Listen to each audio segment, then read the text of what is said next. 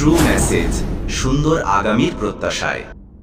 এক গ্রামে এক ব্যক্তি বাস করতেন।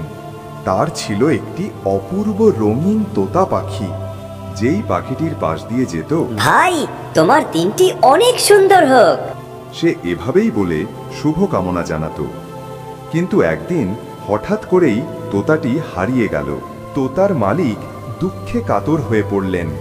তিনি খোঁজ করলেন, প্রতিবেশীদের কাছে জানালেন, কিন্তু কেউ কিছু জানল না। আমার তোতাটিকে কেউ দেখেছো? ও আমার প্রাণ। অবশেষে তিনি জানতে পারলেন একটি পুরনো মুচির দোকানে কেউ একজন তোতাকে দেখেছে। তিনি ছুটে গেলেন সেখানে। ভাই, আমার তোতাটি কি তোমার কাছে আছে? না না, আমি কিছু জানি না। ঠিক সেই মুহূর্তে দোকানের ভেতর থেকে পরিচিত কণ্ঠে আওয়াজ ভেসে এলো। হে আম্মি, আমাকে তোমার সাথে তোমার বাড়িতে নিয়ে চলো। পাখির কণ্ঠে মালিক কথা শুনে ছুটে গেলেন। সেখান থেকে তিনি নিজের প্রিয় তোতাটিকে নিয়ে যাচ্ছে খুশি মনে। ভালোবাসা আর সত্য শেষ পর্যন্ত জয়ী হয়, এটাই এই ছোট্ট তোতার গল্প।